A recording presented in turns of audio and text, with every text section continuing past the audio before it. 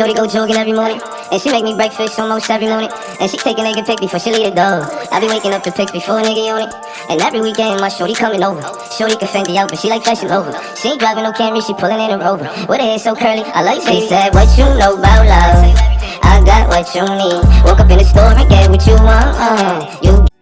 What's up, y'all? It's Tiffany Lee, and I'm back again with another video. Today I'll be showing y'all how I did these small or medium knotless braids on my mom. So if you want to see how I achieved this look, then make sure you stay tuned for the rest of this video.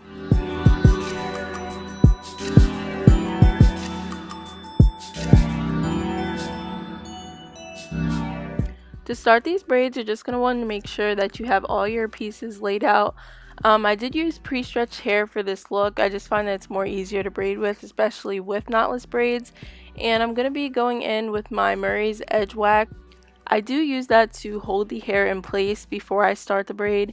And I also do put it on the scalp just so I can get a nice clean part. So as you can see, I'm parting the hair here with my rat tail comb. And then I'm going to be taking some of that edge wax, putting that on the part that I just made just to clean everything up, and then go in with the comb again just to make sure it's a nice clean straight line.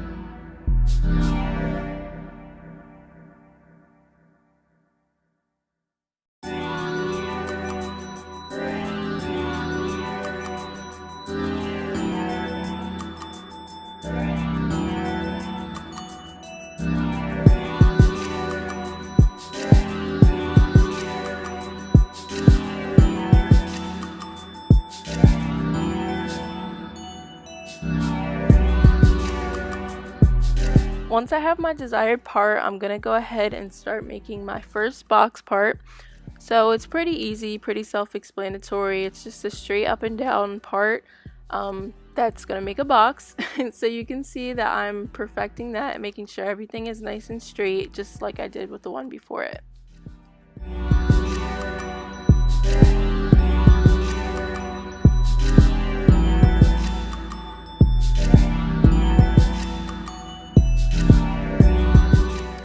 Once I have my box part, I'm gonna go ahead and set the other hair to the side, and now we can finally get started on the actual braid.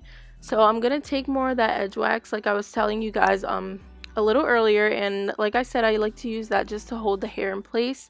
This just makes everything nice and firm and holds everything together. So I'm gonna apply that to the hair and then comb it out just so it's nice and evenly distributed. Now, for those of you who aren't already familiar with knotless braids, this just means that there's no knot at the top of the braid. If you're watching this, you most likely knew that, but for those of you that didn't, knotless braids just allow you to braid the hair growing from the scalp immediately, as opposed to putting in the braiding hair first like with traditional box braids. So yeah, knotless braids are just better for your hair, I think, and they just allow a more natural look while also providing less tension on the scalp.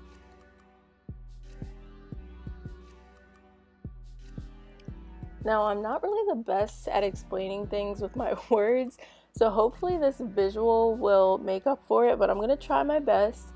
So you can see I'm just starting off the braid by basically doing a regular braid. I have a 3-strand braid going on here directly from the scalp. So I'm just going to braid her hair just a little bit, and then you can see that I'm going to be adding in the hair in a little bit.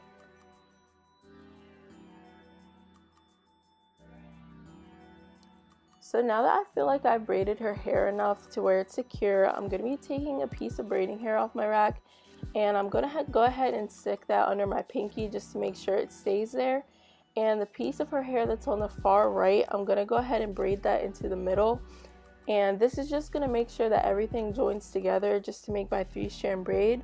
So you could see previously that I took the outer pieces and just went ahead and blended that in as well.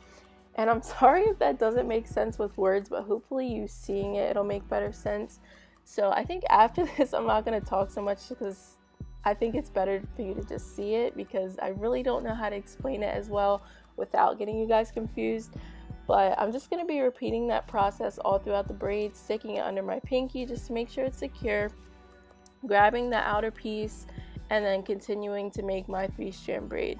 So it looks like 4 here, but once you see that I've joined everything together, it's going to eventually be 3 pieces, and I can continue my braid.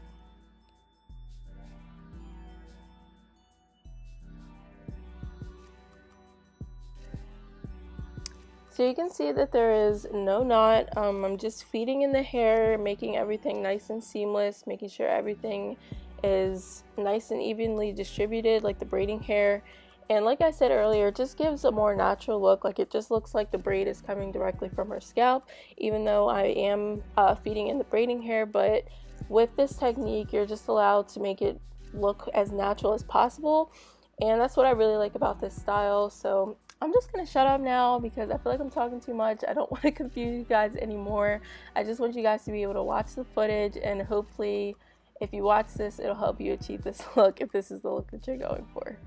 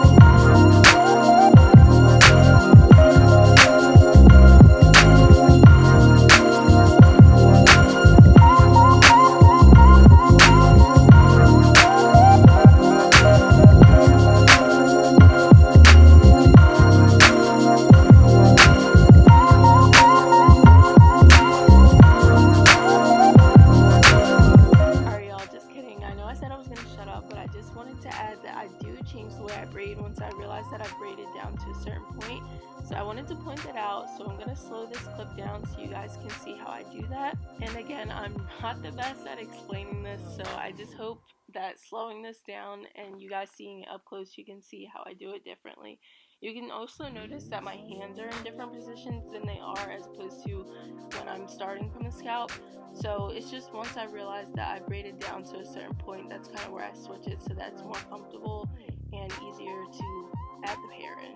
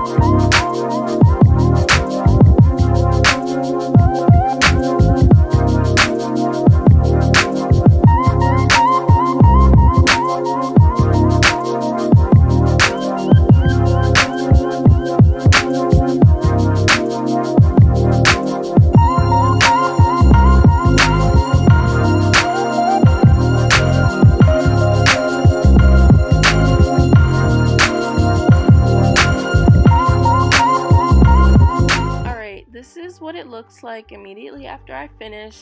This is a clip that I showed you guys at the beginning of this video, but like I said, this is what they look like right after I was done. I'm just moving them around just to show you the type of movement you can have with knotless braids. Pretty free movement, like I said, less tension than regular box braids. And yeah, I just really loved how these came out. So now we're gonna get into setting these. So I'm just gonna take a setting foam. You guys can use any foam that you prefer, and just put that all over the root and pretty much the top of the braid, just to get rid of any flyaways. So you can see I'm just applying that all over the braids, pretty much just focusing on the top. And then I'm gonna take some Got2b blasting freeze spray just to add a double hold, I guess, just to make sure everything really stays in place. And then I'm just going to be taking these setting strips. I'm not really sure what they're called. I'm not a professional in any way, so I'm just going to be calling them setting strips. If you want to correct me, feel free to in the comments, but that's just what I'm going to call them for now. Alright? So I'm just tying that around and holding that into place. And then I do end up blow drying this just to make sure everything is nice and dried and set, but I did that off camera, so you can see I'm just putting these on.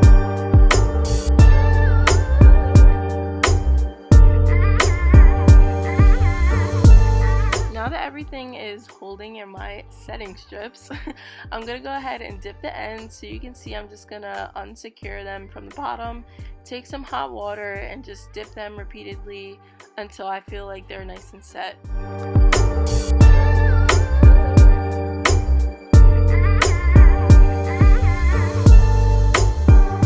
And like I said, I did blow dry the top of her hair with the foam and blasting freeze spray off camera. So once the ends are nice and dipped, I'm going to go ahead and dry them, and then I'm going to take off the strips so you guys can see the final result.